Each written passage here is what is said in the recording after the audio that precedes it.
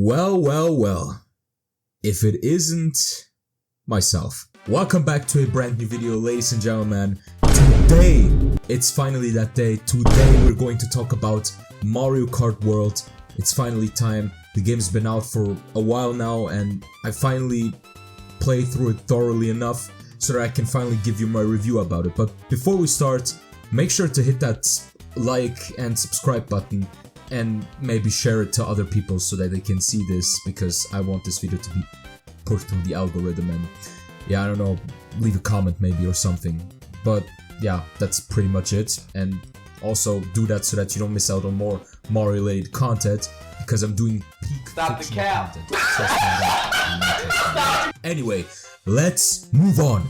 So before we dive deeper into Mario Kart World, we first gotta talk about the game itself, how long it was in development, and you know, some of the elements that the game made a bit new, kinda. So first of all, we have the time of development. You know, Mario Kart World's been in development for quite a while now, as you know, and since then, or well, they were developing that game in quietness. But the thing is, this game was originally intended to be released on the Nintendo Switch 1. However, as Nintendo tends to get a bit ambitious with some of their IPs, Mario Kart World just wouldn't make the cut on the Switch, and so they had to postpone its release on the Switch 2. And I'm sure COVID also played a huge role in Mario Kart World's development, but I don't know any further details on that, but you can definitely assume that that was also the case. And well, because of all that, that was also a reason why Mario Kart 8 Deluxe was along for a while, actually. I mean,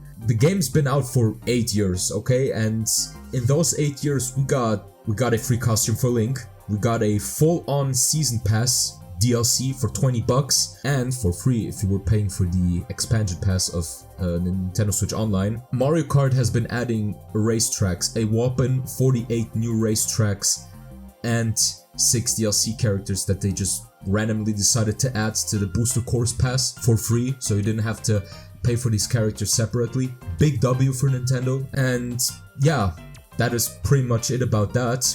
And after Mario Kart 8 Deluxe ran its course, people started to get high expectations for Mario Kart World. People were expecting that huge and delish Mario Kart game that we've been craving for almost a decade now, or from over a decade now, if we count when Mario Kart 8 for the Wii U came out. That was 11 years ago, which is still crazy to me. And something new that the game added is that instead of having 8 players or 12 players on the terrain, you actually have now 24 players at the same time. That sounds great at first, but trust me, it's crazy. Other than that, let's move over to the next point. Alright. The first mode in Tau is the Grand Prix mode. And before we actually get to do the Grand Prix mode, we are first presented by the character roster. So the unlockables in the game are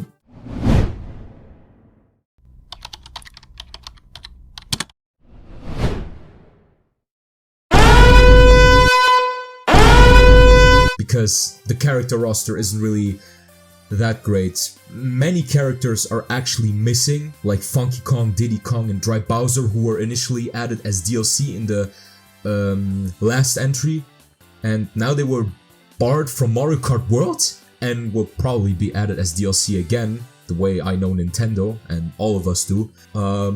Yeah, I don't know, some of the characters are kind of questionable, like Sidestepper. Really? You giving a Sidestepper over Funky? Snowman? You giving a Snowman over Dry Bowser? This is absolutely crazy, I'm not gonna lie. But of course, not every character is a bad choice. I mean, for example, we also got Goomba and Hammerbro, who are finally now a addition to the game. Oh, and the newest addition of which made a lot of rounds on the internet, the cow itself. Yeah, cow is actually a playable character. Honestly, I'm not annoyed by that. It's a funny addition. You know, I think you know, you always have that one character who's a funny and goofy addition, but we don't mind because we think it's funny, you know. And in that case, it's the cow. But aside from the exceptions I mentioned or forgot, you know, like Chuck, all of the other additions are kinda I don't know, I would have preferred other characters over those that they added, or even add completely new characters, or heck, even crossover characters. But well, about that, in an official interview, Nintendo actually, or the Mario Kart World, a Mario Kart World producer, actually confirmed that they didn't add crossover characters or characters from across other Nintendo universes because they thought it wouldn't fit to Mario Kart, or it'd be just over the top, which I don't understand because they literally did it in the last entry with Link, the villager, Melinda. I just don't understand. It's kind of a weird statement. They're kind of contradicting themselves on that one, but yeah. And aside from that, I think the idle animations are really good. Yeah, the idle animations of the characters are a very neat detail. I think that's something you should definitely appreciate. And of course, you also have your carts and bikes that you can unlock with coins, just like in the earlier entries. But now that we have that out of the way, let's actually get into the different modes. So, Grand Prix mode. The most prominent and most well-known mode that's been there since the very first entry back in 1992 in Super Mario Kart. I think the Grand Prix mode is pretty much self-explanatory. You have your different cups that you can play through, and you have 4 courses per cup. But there's one huge change that they made when playing the cups, and those are the in-between courses during the races. So, to bring it closer upon you, the in-between courses are happening between every single track you are driving in this cup. The first race is actually being held normally, so you have your 3 laps and you just drive them until you're done. And then when you want to continue, instead of being poured to the next track like you usually did, you are being greeted with the feature to drive to the track, which on paper, honestly, sounds like an amazing idea. Phenomenal. Absolutely cinema, honestly. However, the execution was done poorly. Like, really, it was done badly. And I'm not over-exaggerating or anything. The in-between courses are consisting mostly of straights, with barely any obstacles that are hindering you. I mean, sure, I guess you have some obstacles like cars driving towards you, but most of the cars are driving in the same direction as you do when driving to the next track. And you may have some trucks where you can glide or fly or jump over because they act as ramps where you can gain boost. But I know that just doesn't cut for me because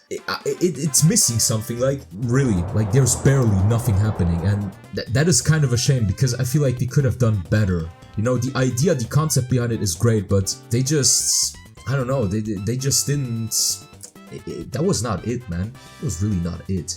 Okay, that's something I gotta be honest about. But now, as for the next mode, we have the KO Tour. So the KO Tour is the newest mode that Nintendo introduced in the Mario Kart series, and the point of KO Tour is that you are basically driving from stage to stage. There are 6 stages in total, and the goal is, if you want to move on, you have to be better than a quarter of the roster that is driving currently. So if you want to survive the first stage, you need to be at least 20th. If you want to survive the second one, you need to be 16th. The third one, you need to be 12th. The fourth one, you need to be 8th. And for the 5th one, in order to enter the final stage, you need to be in the top 4. And after that, the final 4 are duking it out for the first place. Pretty straightforward, right?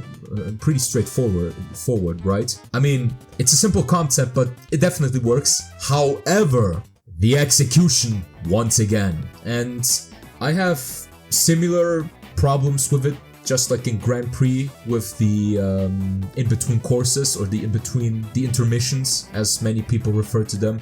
But I think KO Tour kind of did worse on it, because for the most part, you're just driving to the course. Basically, you're just driving from track to track, and you're not driving any rounds. The biggest problem is, you can already tell, too many straights. Too many straights where nothing happens. You are literally just driving and driving to the next stage, and it's just, I don't know, like you don't even get real opportunities to really drive or do any stunts. You don't get real opportunities to do stunts, rail on the fences, or drive on walls. What they were promoting with the game. And I don't know, it just makes gaining 3-star ranks tough and unfair. I don't even have a problem with it being tough, but it's just sometimes it's really unfair because once you're being hit by an item, the computers are catching up. They're catching up like crazy. Like you barely even get the chance to get past them or catching up to them, because first of all you have bad luck with items. Second of all, barely any item boxes are on these straights, and third of all, these computers are abysmally strong. They are very strong and sometimes really unfair. Now that sounds like nitpicking. I guess it kind of is nitpicking, but I don't know. It wasn't as crazy earlier or like in the earlier entries than here in Mario Kart World. But yeah, I think the overall idea of the KO Tour it's a great idea, but I don't know. It's just, once again, it's the execution. It's really just the execution. If they would have at least chosen some tracks, because there were actually many alternatives in Mario Kart World as to where you can drive, and they could have picked paths where they have at least some curves where you can drift. I don't want to say that there are no curves while driving through each stage. There are curves where you can drift, do stunts and whatnot. I'm not denying that. It's just, I don't know, I felt like when I played the KO Tour, these long straights were kind of overwhelming, and I don't know, it just kind of destroyed my fun. But yeah, that's just me personally speaking. Okay, so the next mode would be battle mode usually, but honestly I didn't play it, and I don't know, this battle mode just gave me kind of an impression that it was kind of a last minute thought, because there are no diverse battle modes or battle options, aside from balloon and coins. They didn't even add all the battle options that we had in Mario Kart 8 Deluxe. And what I definitely saw is that there aren't even any new battle maps where you can play on, just like in Mario Kart 8 Deluxe, or even the entries like Mario Kart 7 and Mario Kart Wii, and all the other entries, older entries than Mario Kart Wii U. So yeah, that's all I have to say about battle modes. There's not really much to tell about. The next part, however, is, oh sweet Jesus, this is gonna be fun. So the next mode that I want to talk about is the online racing mode. The online mode, most of the people, after completing the single player stuff, or most of the people hop in and just want to have fun. So one thing that I already have to point out is that you are still not able, after all these years, you are still not able to choose from every track that exists. You only get to choose from 3 and random. And I don't know why they chose to do that. I mean, they've been doing that since Mario Kart 8 for the Wii U, and they haven't changed that since today. Because all of the entries earlier, or prior to Mario Kart 8 for the Wii U, you could choose between every single track. I just don't understand why they're doing that. Maybe they wanna make the decisions to choose a track easier. I don't know. I just don't see the point in doing that. But yeah, and no tournament mode. So in Mario Kart 8, for example, you had a tournament, you had a mode, tournament mode, where you can actually host a lobby that is a tournament where you can drive with other people from your friend list, and they just straight up cut that from the game. I don't get it. Why? I just don't get it. Like, it was a great idea to play with friends. They're just cutting it out like it's nothing. I don't know, it's weird to me. But actually, I want to talk about the elephant in the room, and something that surfaced as of recent. So Mario Kart World is actually in its version 1.1.2, and in this new update, Nintendo kind of changed something for worse in regards to the online mode. So prior to the updates, when choosing a random track, you were able to drive 3-lap courses, just like in the earlier entries. And when choosing a track, you usually only drive 1-lap courses. So you drive to the track and you just drive 1 lap when you choose a course that is not random. However, people were evading that, and they chose random so that you could drive full-on 3-lap races.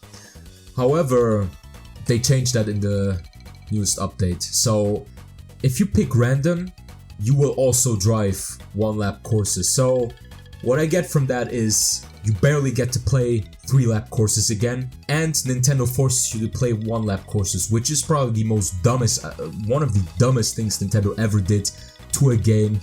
And I don't know, to me, I really don't like to say that, but to me that kills the game a bit, and especially for online players. Like, I get they wanna show us how great that feature is, but come on, Nintendo, at least give us an option as whether you want to drive 3 laps or just 1 lap.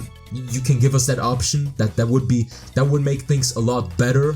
But no, they just straight up didn't, and I don't understand why. Like, I can't really say why.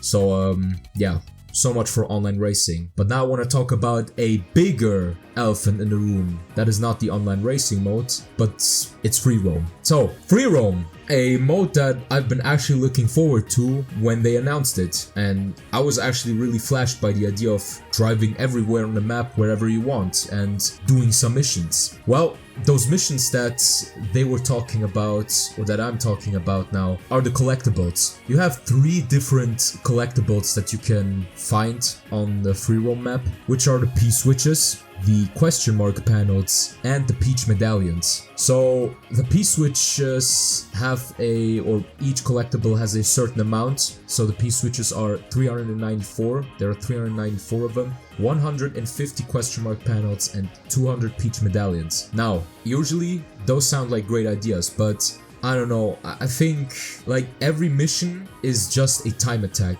There is some variety, I'll give that to them. There is some variety, like you for example get those nostalgic type missions where you drive through olds, where you go a trip down memory lane by driving one of the first SNES courses, you know, from the first Mario Kart game. That is a cool idea, but it's time attack, but at least you get to drive 3 laps. The thing is though, they are, you know, bound by time. It's actually not a mission where you have to become first place, but you have to do those 3 laps in a certain amount of time. Of course, you get extra time while we're playing through the mission, but yeah, I think I would have preferred becoming first. And there's other P-switch missions like collect blue coins, you know, just collect blue coins, or drive from or fly from A to B, or I don't know, something like that. Those types of missions. There isn't that much variety, but I somewhat had fun with it, although I would have wished they would put actual missions like in Mario Kart DS, but we'll get to that. And next up are the question mark panels. So the question mark panels, there are 5 question mark panels in each track, except for the Crown City, where there are 10. And yeah, the only thing you gain from are stickers. The same for P-switches, for the question mark panels, and for the Peach medallion. Every time you collect one or finish something, you get a sticker. Yeah, that's the reward you're getting. And the Peach medallions are just gold coins. They are scattered everywhere, and there are some that are really tricky to get, where it needs some creativity, so I'll give that to them. But other than that, yeah, they're just collectibles. They're neat though, they're neat. But now what I want to talk about is how much opportunities they missed to make free roam a much better mode, because from what I've heard, people were dropping that free roam mode like they dropped a hot cupcake, you know? And it's just a shame, because like I said, the idea was great, but the execution is really not that good, and they could have done better, honestly. I mean, sure, you have your photo mode where you can make crazy photos, and you can also do free roam in online multiplayer with friends, which is a huge dub, by the way. But the thing, the missing opportunities that I want to point out is that there aren't any proper boss battles, just like in Mario Kart DS. I feel like boss battles would have been perfect for free roam. There is enough space that you can do. Some tracks even have locations where you can perfectly do a boss battle, you know, like a huge cheap, or I don't know, a huge dry bones or something like that, or other prominent characters like King Babomb. I don't know, do a race with Koopa the Quick, that could also count. I mean, hey, racing against Koopa the Quick would have been wild, honestly, because that just perfectly fits the idea. And I'm talking about Koopa the Quick from Mario 64 in case you didn't know. But anyway.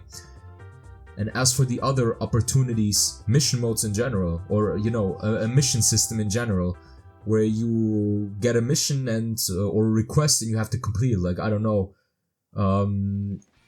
drive by a Yoshi's and deliver the food to, I don't know, Peach Stadium or something. That would have been such a cool idea. I mean, I feel like Nintendo didn't really completely make use of the free roam map, and that is kind of a shame because there's a lot you can work with.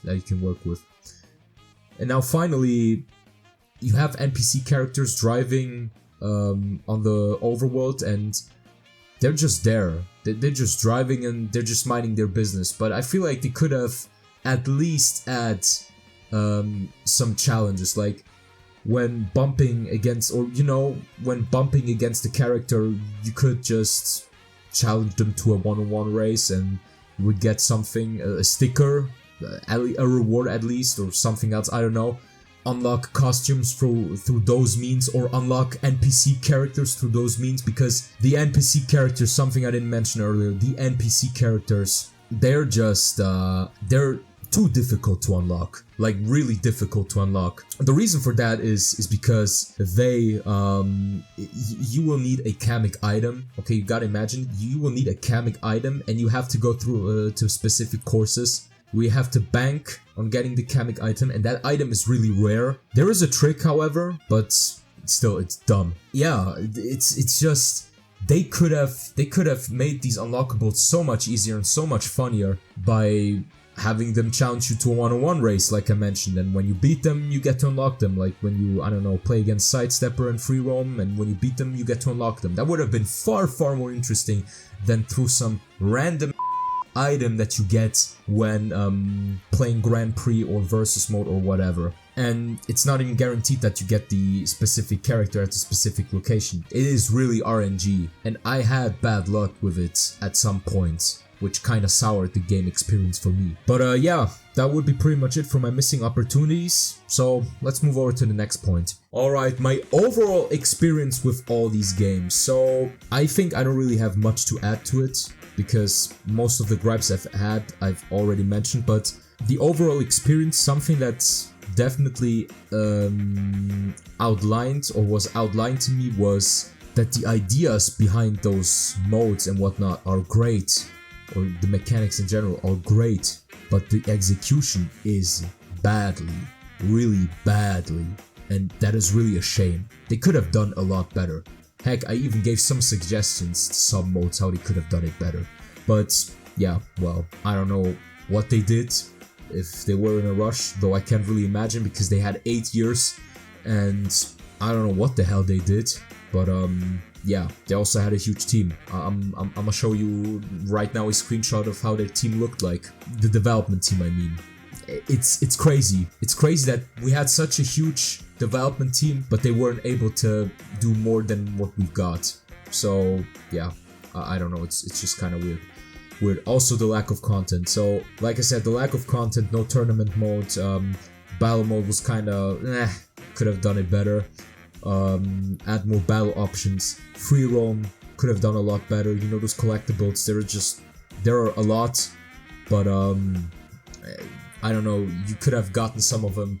You could have at least cut half of them and, I don't know, just put missions instead, you know, where you actually get to race against others, unlock characters and outfits through different meanings other than just eating food, and through some random item that is very rare and that is only banking on RNG, which I don't understand why, but here we are. But yeah, that is pretty much that. However, we are getting to the final part of the video, or the final point of the main part, and that is me giving a rating. So, I may have sounded harsh through the entirety of the video, but the final verdict I'm giving this game is actually a 8 out of game. It was a fun game. I had a lot of fun with it, because if there is one thing that is the most important to me in a video game in general, then it's to have a lot of fun. in case you didn't know. I don't know, games are supposed to make fun, you know? But if you're only sticking to all the negative things, you also, you know, you won't have fun.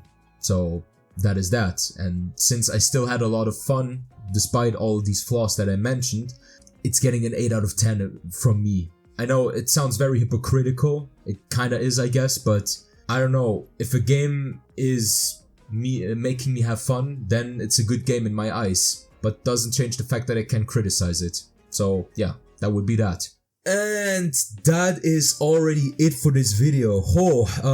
Yeah, I know it was kinda all over the place. I'm sorry for that. I was trying to make it as structured as possible. I am trying to get used to a new style of doing scripts for my video, because usually I had a full text on here. However, I transitioned over to bullet points, and bullet points would make my reviews a bit more organic, more realistic, more human, if you want to call it like that, while still mentioning all the points that I want to make. Yeah. We'll see how this video is gonna end up be. I hope well. And honestly, looking back at the game in general, it's fine. Like, when the game released, I was extremely hyped, you know. I didn't understand all of the hates that came across the internet. But the more I played the game, the more I realized, damn, okay, yeah, it has a lot of flaws, actually. And yeah, this is also why I made this video, because I wanted to make clear that there are actually people out there who can criticize Nintendo for what they're doing outside of all the things that they're doing outside of the games. I'm talking about the game specifically. The ideas they're putting into the game, the time that goes into it, the resources and whatnot. I don't know, waiting 8 years or almost or over 10 years for a brand new Mario Kart entry, and then we get this game, is kind of lackluster. I'm not gonna lie, okay? That is what I have to say. I'm just being honest here. But yeah, I hope to all the fans who are enjoying Mario Kart World that you are still going to have fun. Don't let this review actually gaslight you to thinking that the game is bad. I mean, like I said, I still had fun with it, which is why it got a high rating from me, because if it ticks the box of it being a lot of fun, then it's a good game in my eyes. So yeah, it's getting an 8, or very good in that case. But yeah, other than that would be pretty much it. So thank you guys for watching, and I'll see you in the next video. Bye.